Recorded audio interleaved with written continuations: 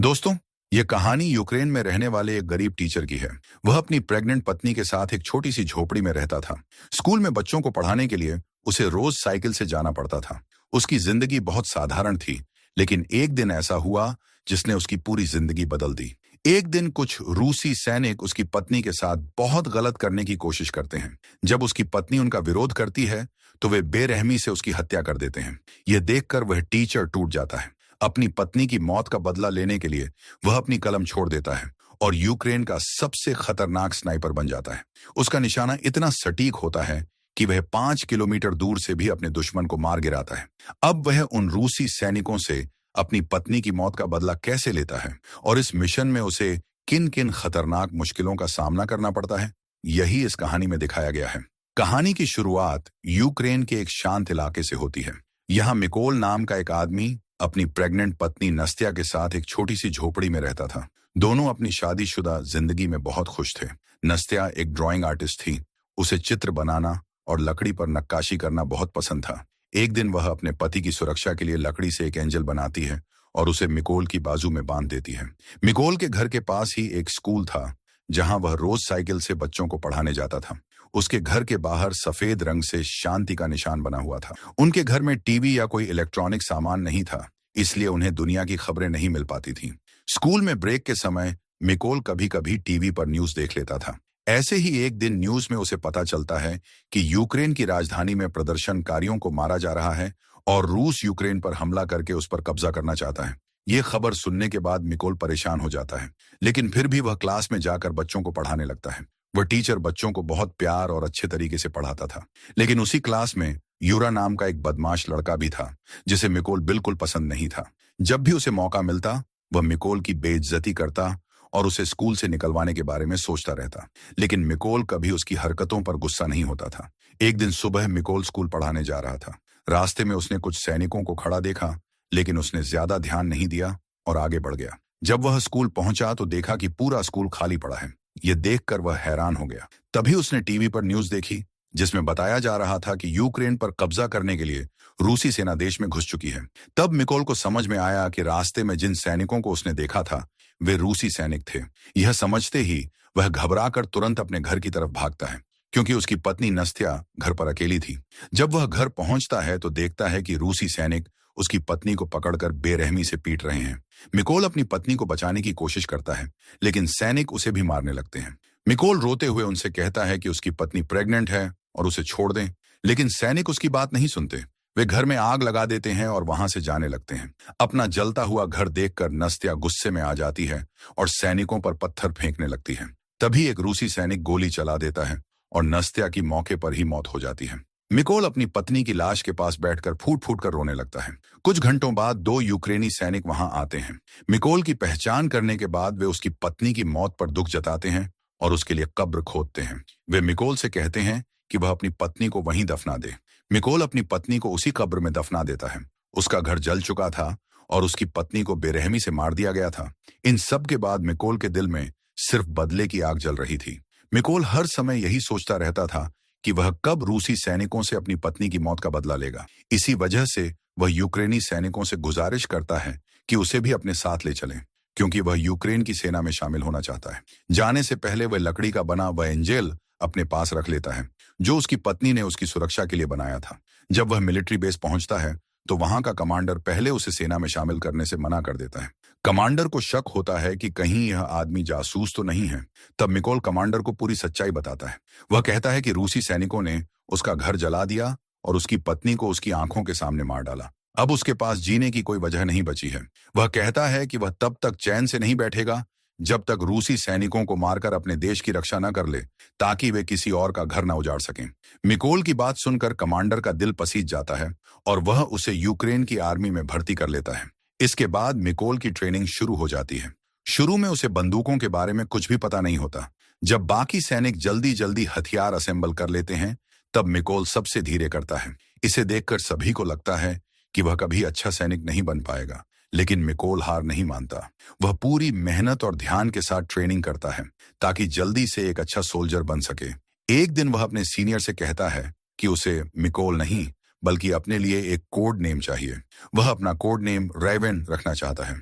ये सुनकर बाकी सैनिक उस पर हंसते हैं और कहते हैं कि कोड नेम ऐसे ही नहीं मिलते, इसके लिए बहुत मेहनत करनी पड़ती है। इसके बाद मिकोल और भी ज्यादा मेहनत करने लगता है। जब रात को सभी सैनिक सो जाते हैं तभी वह चुपचाप अपनी प्रैक्टिस करता रहता है। उसकी लगन और मेहनत साफ दिखने लगती है। एक दिन उसका कमांडर सभी को बताता है कि उनकी यूनिट में एक अच्छे स्नाइपर की बहुत कमी है। इसलिए कमांडर सभी से पूछता है कि तुम में से कौन कौन स्नाइपर बनना चाहता है।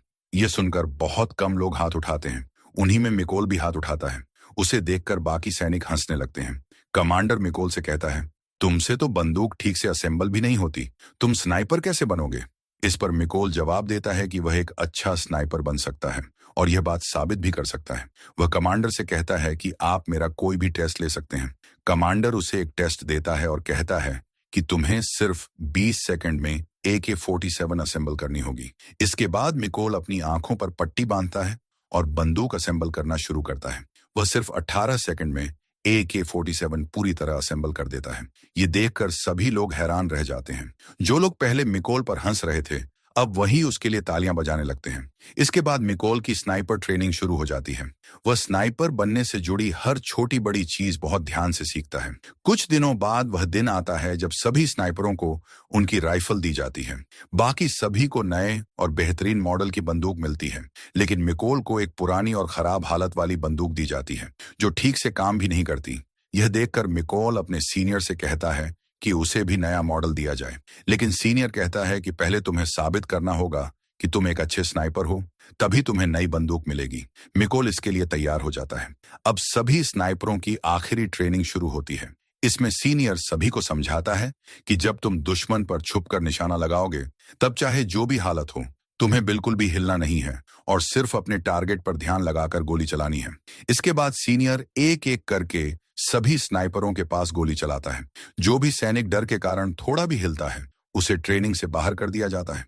जब सीनियर मिकोल के पास गोली चलाता है तब भी मिकोल बिना हिले अपनी जगह पूरी हिम्मत के साथ लेटा रहता है। यहां मिकोल अपनी पुरानी बंदूक से टारगेट पर निशाना लगाने की कोशिश करता है। तभी उसका ट्रेनर उससे कहता है कि तुम्हें अपने टारगेट को देखने का सिर्फ एक ही मौका मिलेगा। जैसे ही मिकोल टारगेट देखता है तुरंत उसकी आंखों पर पट्टी बांध दी जाती है।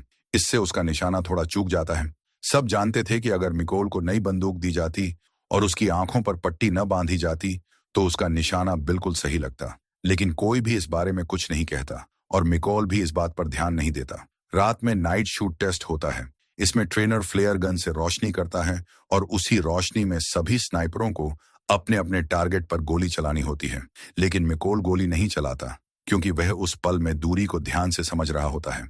वह फ्लेयर गन की रोशनी में अपने टारगेट की दूरी अपने दिमाग में सही सही अंदाजा लगा लेता है। जैसे ही पूरा अंधेरा हो जाता है वह गोली चलाता है। उसका निशाना बिल्कुल बीच में लगता है, जो उसके अलावा कोई और नहीं कर पाता। अगले दिन सभी का रिजल्ट आता है। ट्रेनर मिकोल को सलाम करते हुए कहता है कि तुम टेस्ट पास कर चुके हो। इसके बाद कर्नल मिकोल से कहता है कि तुम जल्दी से अपना जरूरी सामान पैक कर लो क्योंकि तुम्हें बाकी स्नाइपरों के साथ एक खास मिशन पर जाना है।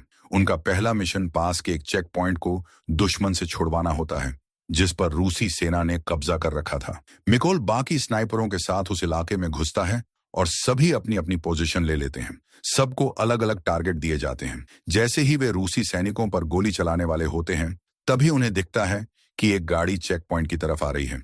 इस वजह से कर्नल सबको गोली न चलाने का आदेश देता है। उधर रूसी सैनिक उस गाड़ी को रोक लेते हैं। गाड़ी में एक कपल होता है जो कहीं जा रहा था। रूसी सैनिक उन्हें गाड़ी से उतारकर उनके पासपोर्ट छीन लेते हैं और उन्हें बेरहमी से यातनाएं देने लगते हैं। यह देखकर कर्नल स्नाइपरों को गोली चलाने का आदेश देने ही वाला होता है। एक ही झटके में सभी स्नाइपर अपने अपने टारगेट को गोली मारकर खत्म कर देते हैं। इस तरह उनका पहला मिशन सफल हो जाता है और वे खुशी खुशी वापस बेस लौट आते हैं। बेस पहुंचकर मिकोल देखता है कि उसके कई साथी वहां मौजूद नहीं हैं। जब वह इसके बारे में पूछता है तो उसे पता चलता है कि वे एक दूसरे मिशन पर गए थे। तभी उसे यह भी जानकारी मिलती है कि उस मिशन में उसके कई साथी मारे गए हैं। उन सबको एक ही स्नाइपर ने मारा था जिसका नाम सरगेई था। वह रूसी सेना का सबसे खतरनाक और बेहतरीन स्नाइपर माना जाता था। कुछ दिनों बाद उनका अगला मिशन शुरू होता है। सभी स्नाइपर उस जगह पहुंचते हैं जहां रूसी सेना कब्जा करने वाली होती है। सबसे पहले मिकोल अपने साथियों के साथ वहां बम लगाता है और फिर घास में छिपकर दुश्मन के आने का इंतजार करने लगता है। थोड़ी देर बाद जब रूसी सैनिक वहां पहुंचते हैं तो मिकोल देखता है कि उनमें उसका एक पुराना छात्र इवान भी है, जो स्कूल में उसे हमेशा परेशान करता था। अब वही इवान रूसी सेना में शामिल हो चुका था। मिकोल को अपने छात्र को मारना बिल्कुल अच्छा नहीं लगता, लेकिन जैसे ही कर्नल गोली चलाने का आदेश देता है, मिकोल कुछ पल सोचता है और फिर अपने जज्बातों को काबू में रखकर बारूद पर गोली चला देता है। धमाके में सारे रूसी सैनिक मारे जाते हैं। इसके बाद कर्नल गुस्से में मिकोल से पूछता है कि वह क्या सोच रहा था। तब मिकोल बताता है कि रूसी सैनिकों में से एक उसका छात्र भी था। यह सुनकर कर्नल समझाते हैं कि इवान ने खुद गद्दारों का साथ चुना था, इसलिए तुम्हें उसके लिए दुखी होने की जरूरत नहीं है।